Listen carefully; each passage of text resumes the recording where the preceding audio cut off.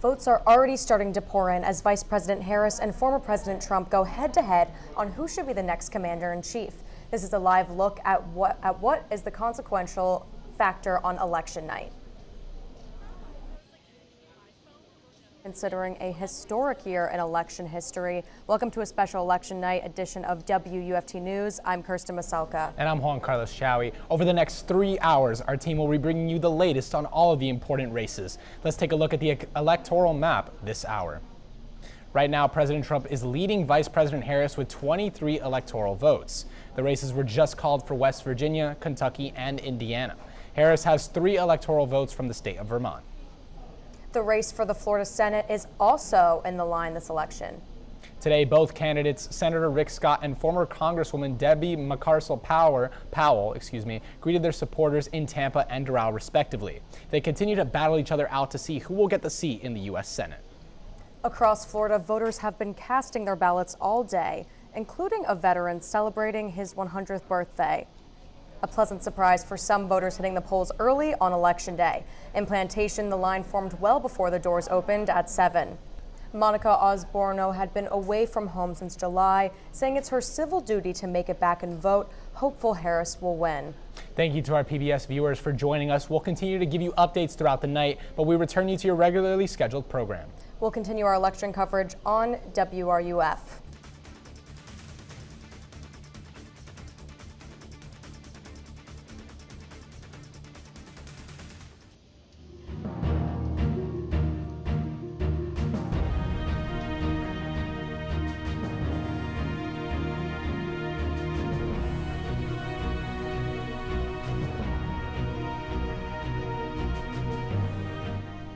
2024 is what some are considering a historic year in election history. We interrupt your regularly scheduled programming to bring you a special election night edition of WUFT News. I'm Kirsten Maselka. And I'm Juan Chaoui. Over the next 3 hours, our teams will bring you live updates on key races in our area, across the state and nationally. We've got crews spread out across North Central Florida following the most important races in our area. And we have a team of reporters inside the WUFT studio following the race for control of the House and U.S. Senate. Let's get right over to WUFT's Jessica Nitti live at Heartwood Studios in Gainesville, where local Democrats are holding their watch party. We're live here at the Alachua County Democratic Watch Party. The polls just closed at 7 p.m. The crowd is loud, the music is loud. The counts are coming in just right here on the screen behind me. Everyone's excited. I can hear the crowd chanting, "When we fight, we win." We'll give you the updates here tonight. Live in Gainesville, Jessica Nitti, WUFT News. 2024 is what some are considering a historic year in election history. Now it's time to look back at some of the major turning points leading up to tonight's election. The final 100-plus days of the 2024 election season was nothing short of a whirlwind, especially for Vice President Harris. In the last 4 months, she put together a presidential campaign that has taken other candidates years to prepare. The wheels started to come into motion back on June 27th with what political analysts call a disastrous debate for President Biden against former President Trump. We understand the concerns. We get it. The president did not have a great night. Days later, on July 1st, the Supreme Court issued a decision granting presidents broad immunity from protection for any official acts while in office. It's a ruling the Trump team touted as a win for them. Meanwhile, calls are growing louder from members of his own party and political analysts for Biden to drop out of the race. If they're saying, no, there is nothing wrong, there is no actual cognitive decline, then show us that. That's what the American people want to see. Less than 2 weeks later, on July 13th, attempted assassination on former President Trump, the 20-year-old shooter killed by Secret Service agents. Thousands of people started running, sprinting, screaming, crying. Just days after, the assassination attempt overshadowing the Republican National Convention in Milwaukee and the selection of Ohio Senator J.D. Vance as Trump's running mate. We're going to get out there and try to fire up the crowd tonight and make the case that we have got to re-elect President Donald J. Trump to the White House, right? Then, a major shift in the race for the White House. On Sunday, July 21st, President Joe Biden drops out, no longer seeking re-election and handing the baton to Vice President Harris. Joe Biden's legacy of accomplishment over the past 3 years is unmatched in modern history. The vice president then turns to launching a full presidential campaign and selecting a running mate, which happened on August 6th. Governor Tim Walz was tapped as the Democratic vice presidential candidate.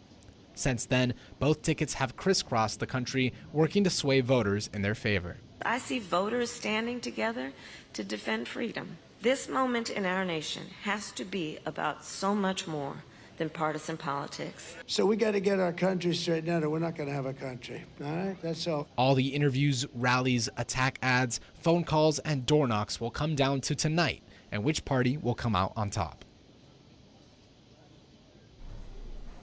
I'm now joined by Dr. Vincent Adejumo. How are you doing, sir? Doing well. Doing well. All right, you are a senior lecturer, African American Studies, and part of the Political Science Department here at the University of Florida. Thank you so much for joining us. We were talking a little while ago. Can you tell us a bit about what you think is really important about these states, especially the swing states that are going to really turn this election?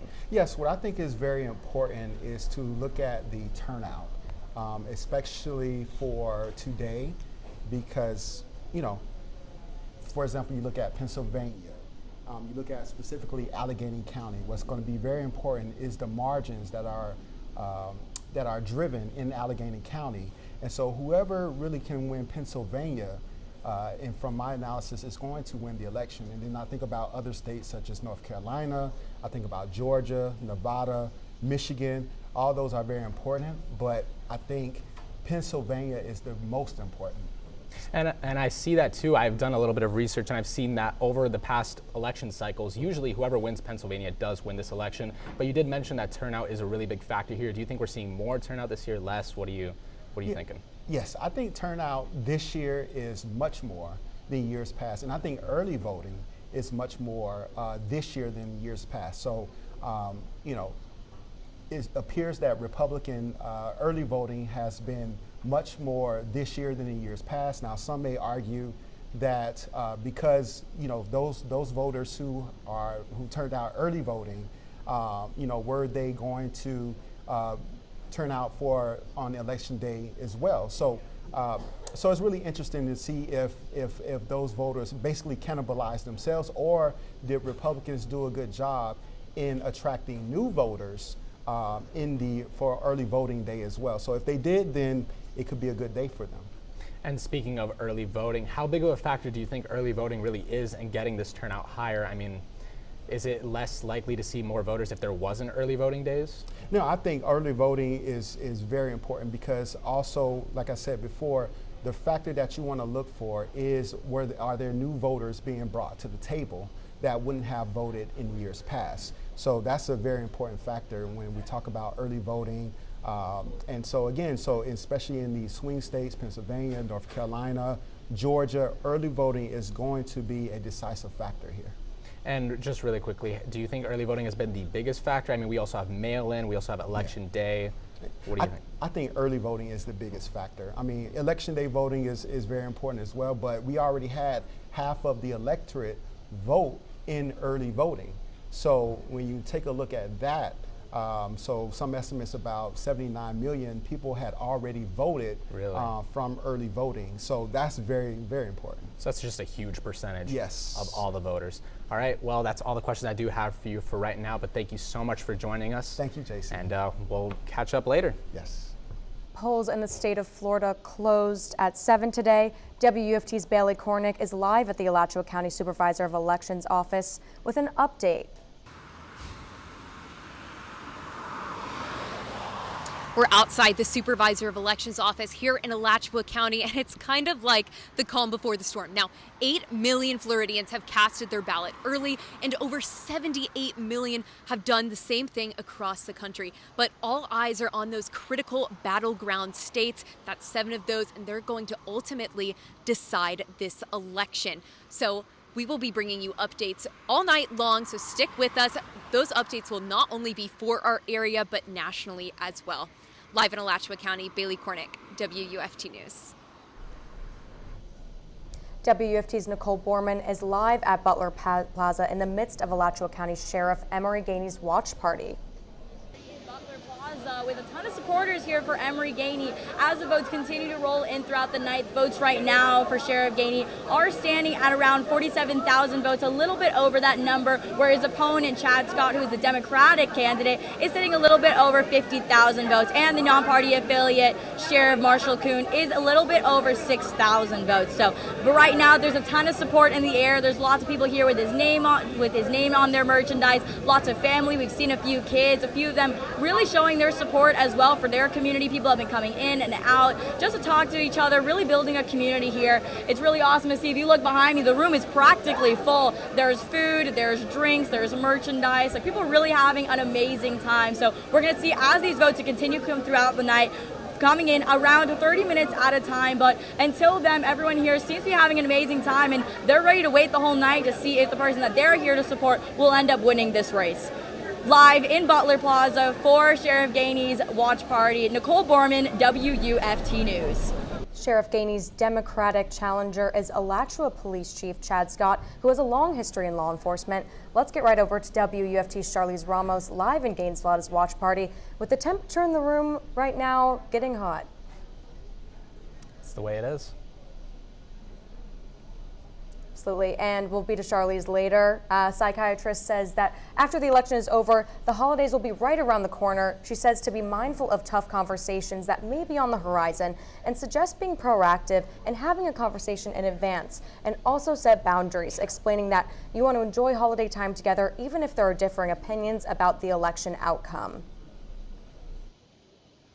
After months of campaigning, it's the day America has been waiting for. If you're feeling anxious about the election outcome, you're not alone. Dr. Nicole with El Camino Health says the first step to managing election emotions is to tune into your own personal needs. You alone know your capacity to manage stress and anxiety, so she says to key into your feelings and be aware of early warning signs that you may be getting overwhelmed.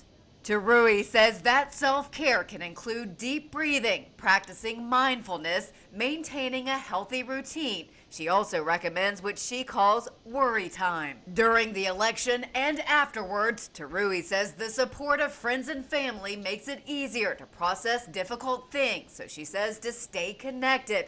And no matter the election outcome, she says be mindful of the things you can control. For Health Minute, I'm Mandy Gaither. We now head over to WUFT's Alex Land on Kamala Harris's historic run to the presidency. A historic presidency. As the potential first woman of color in the Oval Office, that's what's on the line for Kamala Harris. We know it is time for a new generation of leadership in America. A potentially historic campaign that she's only had 107 days to execute. A process that takes other candidates years. A major focus of the Harris-Walz campaign has been supporting the right to an abortion. When Congress passes a bill to restore reproductive freedom nationwide, as President of the United States, I will proudly sign it into law. University of Florida political science professor Dr. Sharon Austin says women's rights are a major selling point for Kamala Harris. Roe v. Wade had been an established precedent for so many years, and then for it to be overturned, that was a huge wake-up call to people who believe in reproductive rights. Other Harris policies include increasing taxes for large corporations while still reducing the burden for the middle class. I will give a middle-class tax cut to over 100 million Americans. Dr. Austin says the election result could come down to one key factor: youth voters.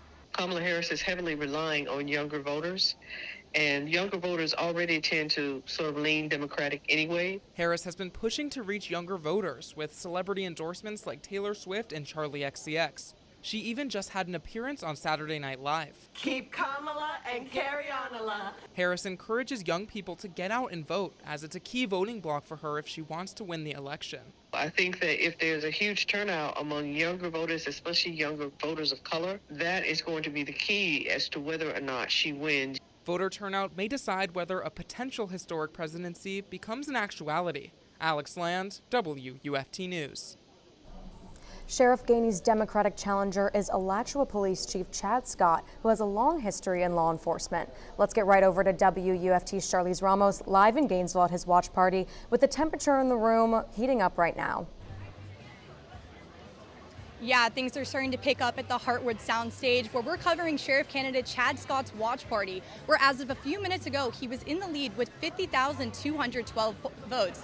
So if you take a look around, there's live music, there's speakers, there's food and drinks, and we're hoping to get an interview with candidate Chad Scott later tonight. He served as the captain of the City of Alachua Police Department and has also been an officer for 35 years. We're going to be out here all night providing you all with updates at home. For now, I'm Charlize Ramos, live at Heartwood Soundstage, WUFT News. Florida has a key race that could determine the balance of power in the United States Senate. WUFT's Alexis Vivanco is monitoring the latest on those early results and joins us now live in studio. We're beginning to see a clearer picture of who Floridians will send to the U.S. Senate. A little over 3/4 of the vote have been counted and show incumbent Senator Rick Scott ahead of the polls with around 54% of the vote. Democratic challenger Debbie Mucarsel-Powell trails with a little under 45%. Voting maps reveal Mucarsel-Powell's support is lagging in traditional Democratic strongholds around Tampa or the Orlando suburbs and Miami-Dade County. Alachua County supporting Mucarsel-Powell with 60% of the vote. If Scott wins, he's expected to run for Senator Mitch McConnell's spot as GOP leader in the Senate and could steer the party through a number of challenging issues ahead. Live in the studio, Alexis Vivanco, WFT News. We're looking in live at a watch party for Jan Garrett, County Commission District 3. Let's go live to a WFT reporter who's in the field at the World of Beer at her watch party. I'm standing at the Supervisor of Elections office here in Marion County. In Marion County, 60,000 Republican voters showed up to vote early. This number, more than double the amount of Democratic voters that showed up to vote early, is where just behind me you can see officials here at the Supervisor of Elections office counting in the first batch of ballots that have arrived. Marion County has 106 precincts. Of these 106, 15 have reported their numbers early, so on. Of course, of these 15, they're showing Donald Trump with having 63% of the vote, Kamala Harris just 35%. But of course, we have a long night ahead of us. Like I said, 15 precincts of 106 have voted so far. We have 91 precincts left to report their ballots just now. But of course, you can see just behind me, these ballot officials are hard at work gaining all of these ballots. They're waiting to count these votes. And of course, it's not just the presidential races that are on the ballot ticket. We have congressional races, state house representative races, and of course, some votes on amendments and local city referendums also on the ballot as well, all of which we'll keep you updated on as the night continues. But for now, we're keeping a close eye on here at the Supervisor of Elections office for Marion County, and we'll follow the results throughout the night. But for now, we'll keep you updated live from the Supervisor of Elections office in Marion County. I'm Bernardo Montas, WUFT News. In Florida, more than 8 million people have cast their ballots early, making Florida one of the largest early voter states in the country. That's according to the UF Election Lab. In 2016, Alachua County had about 43,000 early voters. This year, over 60,000 people have voted early and 30,000 through the mail. First-time voter Isabella Jolie says she thinks the increase at the ballot box is because of social media. The enhancement of social media has gotten younger voters more involved, and I think that talking about politics and elections online has been really helpful in advertising and also swaying people's views. After celebrity endorsements, there have been an increase in voters. When Taylor Swift endorsed Kamala Harris, over 337,000 people visited Taylor Swift's link to vote. Both Harris and Trump have used social media to gather voters. Political science professor at UF, Sharon Austin, says we first saw this kind of strategy back in 2008 with President Obama. Since then, I think it's greatly expanded as far as the ability to get the message out there really quickly, to record videos, even to connect with young people who don't necessarily watch the news, but they get a lot of their information from social media. Over half of registered voters in Alachua County have already cast their ballots. According to the count, there are over 166,000 registered voters in Alachua County this year. Hot topics on the 2016 ballot included legalizing the medical use of marijuana and solar tax energy exemption. This year, it's the legalization of marijuana for recreational use and abortion rights. We are joined now by Dr. Rachel Grant. Dr. Grant, thank you so much for being here with us today. Yes, thank you for inviting me. Of course. So I just want to start off by talking about, the large influence that social media has had on this election. I know voters like myself who are Gen Z, it plays such a big role in how we decide. Yes. So could you tell us a little bit about what's the differences we're seeing between the 2020 election and the 2024 election when it comes to social media? Well, I think the biggest difference that we're seeing is, again, how people are engaging on those platforms, right? Where do people get their information, where they get their news?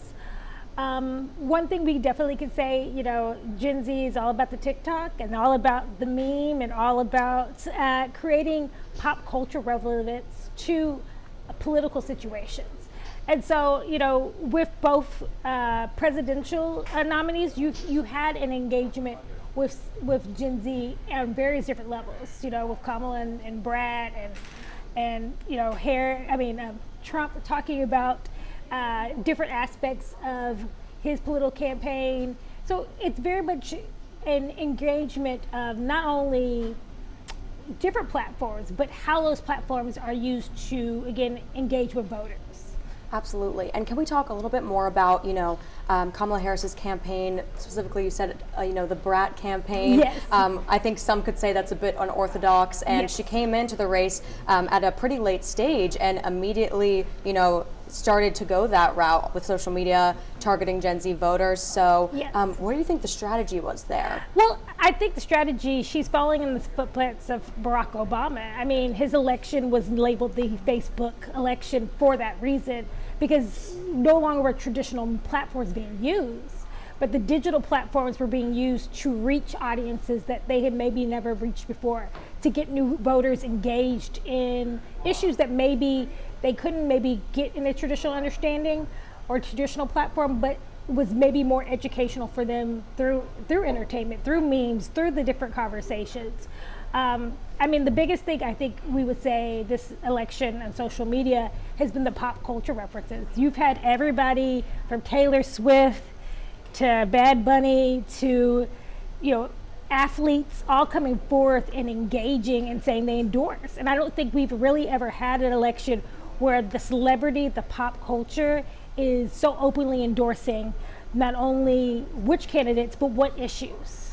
And so I think we'll continue to see that power of influence, not only through political standpoints, but I think in terms of entertainment media and other forms of media. Absolutely. And so, we see these moments go viral from things like yes. debates and just any public appearance, rallies. So when we think about, Trump's viral sayings talking about the cats and the dogs, yes. and just him recently appearing at McDonald's yes. after Vice President Harris has been recently talking about her history working at McDonald's yes. when she was younger. What do you think is the impact that social media has making these moments viral, whether they present the candidates in a positive way or a negative way? Well, I think with the debate, we talk about Twitter's maybe or X's maybe less relevant understanding, but I think because we only had one debate, we were able to actually see the live tweets, and the live tweeting really brought up the conversation of how people were seeing these candidates. Also, as you mentioned, the dogs and the cats, and she's a radical, she's a Marxist, all these things became hashtags because of the sound bites that were used. So we weren't just hearing what the political standpoint, but really how people were discussing and viewing each candidate from a larger standpoint, but also from a personal standpoint. I definitely will say this election also has been very targeting based on people's identity politics, how they view themselves. The childless cat ladies have all probably risen up and had that conversation, but we also see that in more serious conversation. I'm so sorry, Dr. Grant, I have to cut you off there, but thank you so much for coming on with us. Thank you.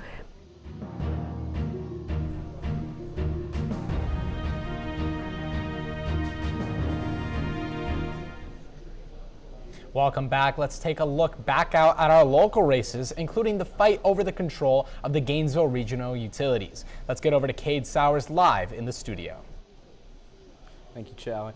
In June, the Gainesville City Commission voted unanimously to add this referendum to the ballot. If passed, the current Gainesville Regional Utility Authority Board appointed by Florida Governor Ron DeSantis will be dissolved. This would result in a shift of power to the city, allowing Gainesville residents to vote on GRU board members. Currently, early voting totals have the charter amendment passing overwhelmingly with just over 70% of the vote. 30,000 votes have been cast in favor of the charter amendment, while 11,000 votes say no. I will continue to monitor this race closely. Live in the studio, Cade Sowers, WUFT News. Like freaking always. We're looking in live at a watch party for Jan Garrett, County Commission District 3. Let's go to Nicole Beltran, who's live from the World of Beer at her watch party. Yeah, we're live outside of World of Beer, where you can see a very exciting turnout, very exciting party for Republican candidate of County Commissioner Jan Garrett. Garrett is running for District 3. I got the opportunity to speak with her, and she tells me she's very excited with tonight's turnout, as well as voter turnout. She says she's been speaking with a lot of undecided voters, and she's excited to see where they lean towards. Now, Garrett says if she were elected, one of her biggest priorities would be road safety. She says she acknowledges all of the accidents that have occurred nearby the University of Florida with pedestrians, scooter drivers, just the traffic. And so, we're just here, very excited to see what happens. So.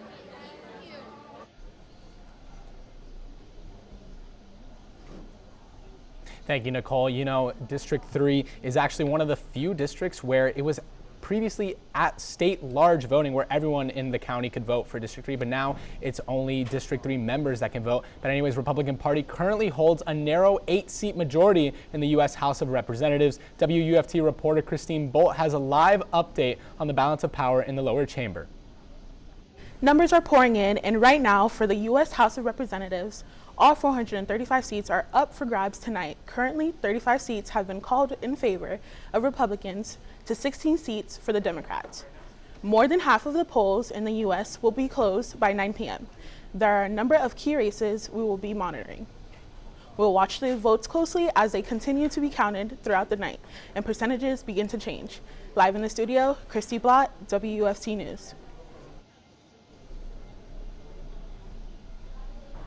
Climate change isn't just making hurricanes stronger or heat waves hotter. It's also starting to reshape our elections.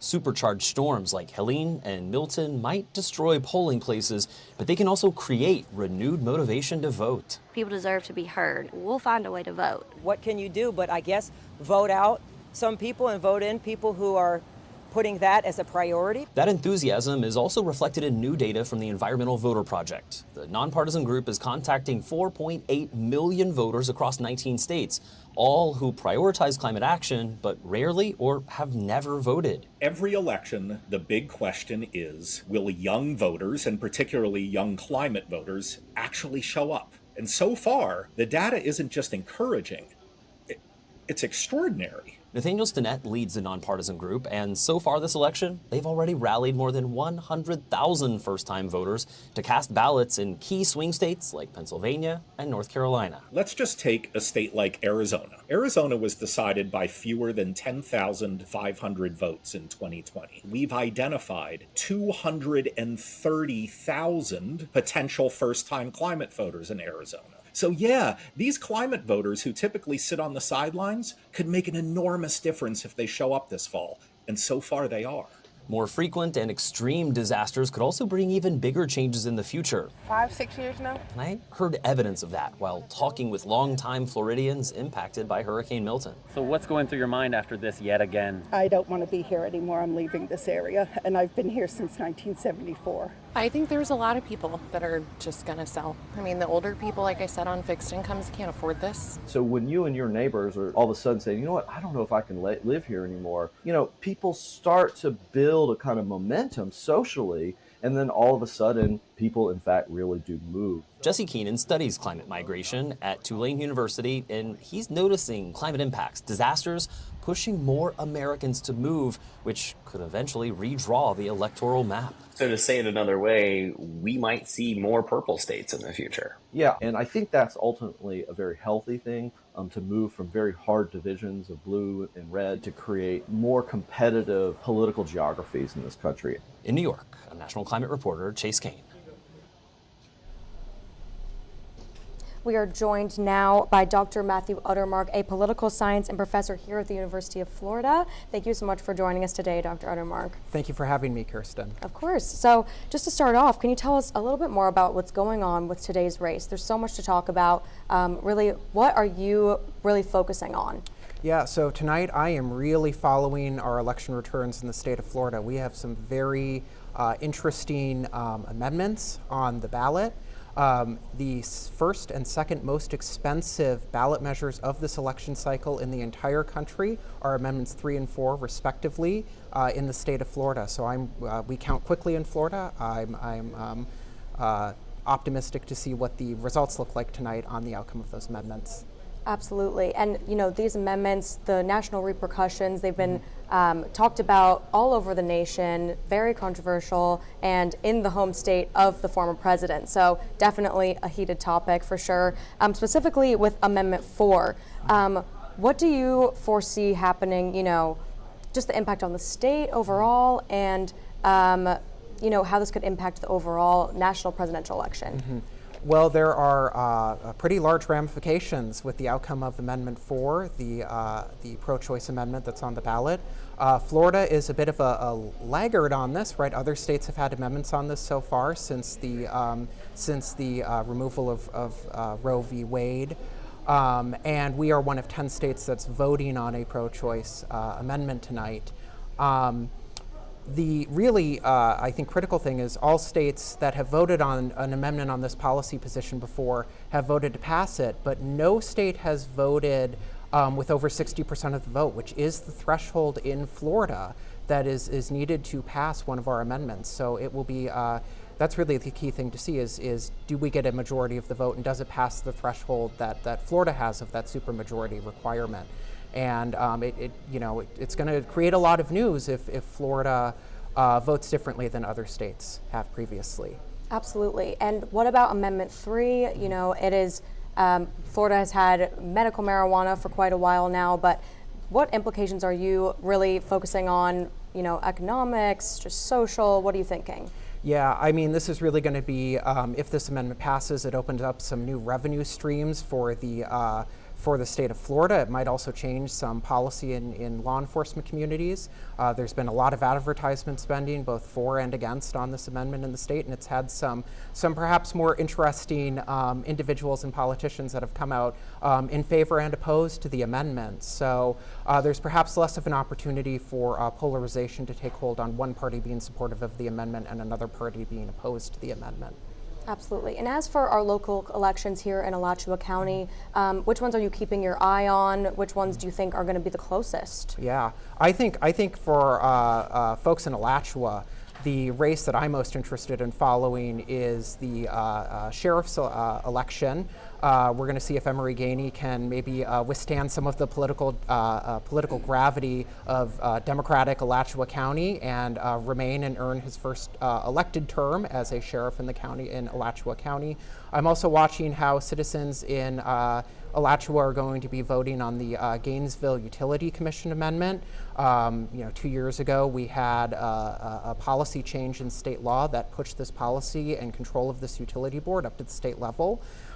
Historically, citizens are not a big fan of state preemption like this, so I'll be interested in seeing sort of how many voters are maybe opposed to this policy change. Absolutely. Well, thank you so much for coming on with us today. That's all the time we have. Okay. Thank you.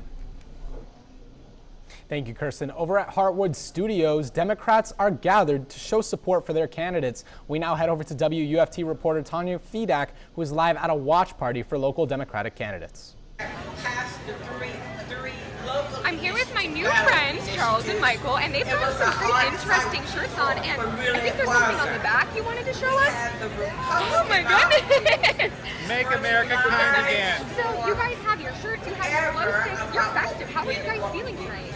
I am really excited. I haven't felt this way since Obama ran the second time and the first time, actually. I haven't seen this much engagement in younger people probably since 2008. So let me ask you guys, when you guys were casting your ballot, looking through the candidates, what was going through your mind? Who is president of the Alachua County branch. I'll start by saying I was tired of old white men. I can't help but say that, but we need new leadership, and baby boomers have had it long enough, and it's time for us to shine. People ask Gen X, Generation X, what are we doing? We're trying to do it, but you won't get out of the way. And that's how I voted. What we're doing. All right, cool. Thank you guys so much. And we're live from the local Democratic Watch Party, so.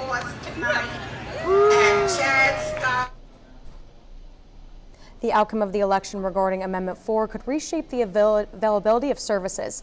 Our Radesha Robinson joins us in the studio. Radesha, you've been researching what a yes on this ballot means. The eyes of the world are on the United States, while millions wait for the announcement of the 47th President of the United States. Young Irish students over 4,000 miles away are among those keeping a close eye on the race. American politics definitely is its own brand of entertainment, like partially due to like the size of the country and their kind of the makeup of their political system, where it's very much one party takes all, it's very divided. As Ireland is expecting a snap election in the upcoming weeks, many students say the U.S. election is even more important to them. When an election like America's comes around, like it's so overly relevant to Irish people just through media that, to me personally, I would say that the American, like I'd know more about it, and so it'd have more of an impact on me personally.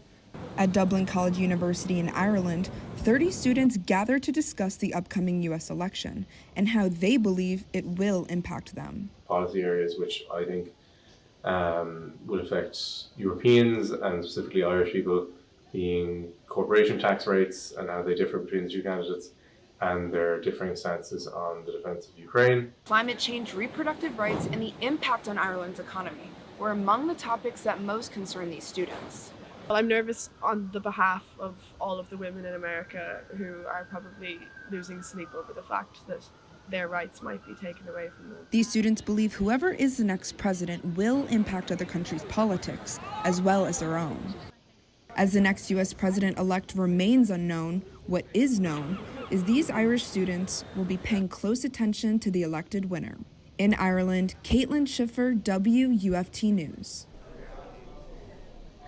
We're live at the Alachua County Supervisor of Elections office as we take a look at voter turnout throughout the county. Let's check with WUFT reporter Roches. My name is Roches, and I am here at the Alachua County Supervisor of Elections office. We've taken a look at voter turnout here in Florida, but let's take it national. Let's look at the swing states. The swing states are really going to decide this election because it is so close. Let's specifically take a look at Georgia, Pennsylvania, and North Carolina. In Georgia, former President Donald Trump leads the election with 55% of the votes. In North Carolina, Vice President Harris leads with 51% and leads with 72% in Pennsylvania. Reporting live here, that's all we know. Roches, WUFT News. Yep, I mic'd. Saying some words. Great, good. Thank you, Mar. And we're now joined live in studio by Dr. Nathan Carpenter, Director of the Atlas Lab here at the University of Florida. Thank you so much for joining us today. Thank you for having me. Of course, and I think it goes without saying, but obviously social media is a very big part of this election cycle.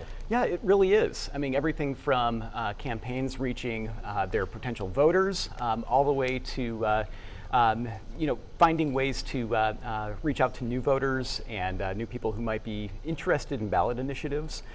So when we study social media, especially in the Atlas Lab, we're looking for a lot of different things, ranging from the volume of posts. So again, the overall number of people that might be talking about a particular topic or about a particular candidate. But we're also looking at something really interesting called sentiment analysis, which which is really the kinds of text that are being created that are rated on kind of an emotional scale. So are they containing words that are positive or negative? And we try to understand, are those influencing the potential perceptions about candidates? And so we're often measuring that, again, relative to other candidates or other topics. And this is the first time I'm hearing about these sentiments, but really, how have they been so far in this specific election cycle? Right, so it's very interesting. I mean, one of the things that we look for is what's called net sentiment, so the ratio of words that might be positive to those that are negative. And what we see, especially with politics, is that the net sentiment is almost always very, very negative, right? People are talking about issues, people have heated debates and exchanges online, so a lot of the words that they use are going to be more negative than positive. And what I'm typically looking for is what does that relationship look like, and can we segment that further by different aspects of an audience? So for example, right now we know that there's been a lot of change in spaces like X or Twitter, as it used to be called, and the sentiment there seems to be more supportive of former President Trump, more positive ratios right there. Than President Harris has. But if we look at other sites like Reddit, the complete opposite is true, where we see much more positive language being used for Harris than Trump. So would you say that that makes social media platforms just a little bit partisan? Like some candidates have major advantages on some than others? I mean, absolutely, absolutely. And depending on the platforms that we look at, yeah, those differences can be very, very stark, yes. And how big of a role do these kind of stunts that we see? I'm pretty sure my co-anchor Kirsten mentioned it earlier. For example, Trump working out of McDonald's, Kamala with her TikTok page. Just kind of how big of a change have you seen this year? Because we don't really see that in the past, do we? Right. Well, most of the tools that we work with give us about a year's worth of a perspective. So it's hard for us to go back and look at everything that happened in 2020. But when we look at, again, the role of social media, it's really to take all the soundbite worthy content that's being created on a regular basis and to disseminate that. And because it's user generated, right, it gives all of us the ability to make changes to that content and to make those messages that kind of suit our own needs. And so it's very participatory, right? And so if we're thinking about changes over time, we're really looking at increases in volume. We're looking at where audiences move over time. And again, we've been seeing a pretty big exodus from X, or again, it used to be Twitter, into lots of other spaces. And we're also looking at changes in terms of different demographics using these different platforms. We know young people are much more inclined to use TikTok. It's something we can't really study here at the University of Florida at the moment, but we know that there's a big movement that way, and other national studies have demonstrated that. And so campaigns, again, will cater their messages to different audiences in those spaces. And do you think that this election comes down to really whoever can really use social media best? It seems to be a really big tool. It's a big tool, but I don't know that it's necessarily always who uses it best, right? And I think what we can learn from it really are what are successful campaign strategies, how do people pay attention to things over time. Sometimes we talk about a concept called stickiness, which is how well does a particular concept or idea stay with the public. And we can measure stickiness across social media.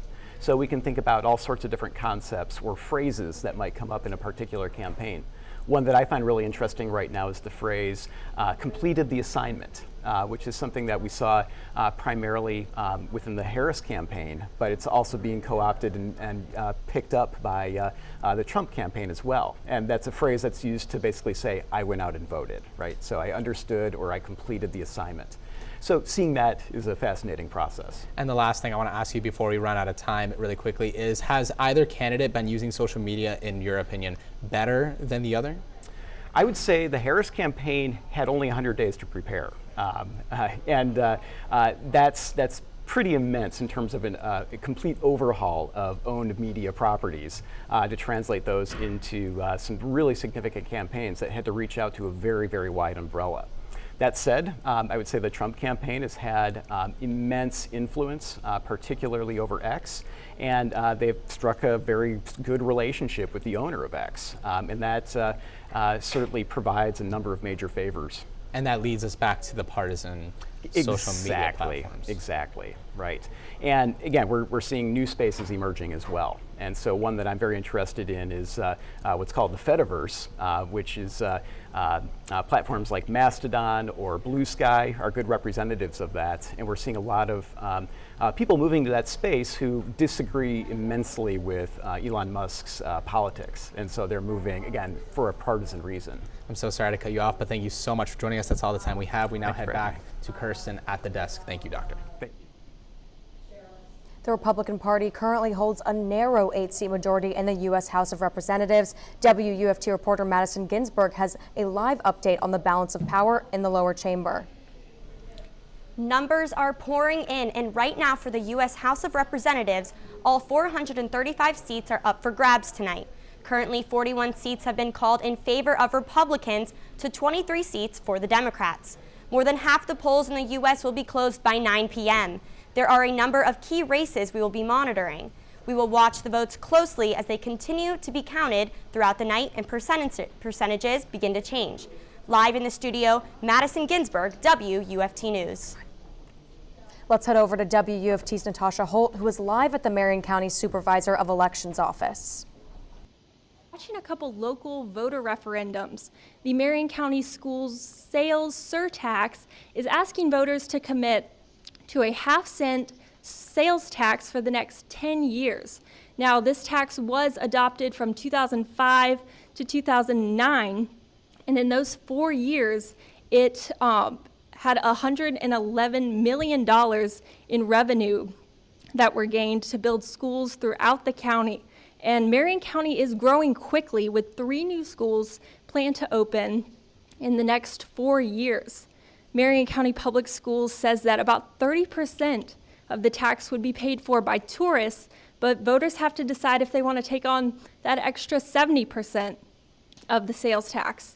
Right now, the referendum is at about 59% approval, with about a quarter of the precincts reporting, but it would need to get to 60% in order to pass. Live in Marion County, Natasha Holt, WUFT News. Here at WUFT News, we want to keep all of our viewers updated, including our Spanish speakers. We go over to WUFT reporter Jose Carmona Soto, who is live in the studio with a Spanish language update. Thank you very much, guys. Estamos de regreso con las últimas actualizaciones de las elecciones de 2024. Yo soy José Carmona Soto. Ya tenemos el primer lote de resultados no oficiales de las elecciones. Por el estado de la Florida, quien cuenta con el 79% de los votos contados, Donald Trump lidera con un 54.8%, seguido de Kamala Harris, quien tiene un 44.4%. En la Florida tenemos el ganador de la carrera por el Senado. El senador de la Florida, Rick Scott, ganó la reelección con un 55% de los votos, mientras que la excongresista demócrata David Mockers Powell consiguió el 43%. A nivel local, en la carrera del Distrito 3 de la Cámara Federal, la congresista Kat Cammack ganó cómodamente con el 62% de los votos en contra de Tom Wells, quien acumuló un 38%. También la carrera del alguacil del condado de Alachua está pareja, teniendo al candidato Chad Scott con el 48% de los votos, seguido cerca por Emery Gainey con el 45.5%.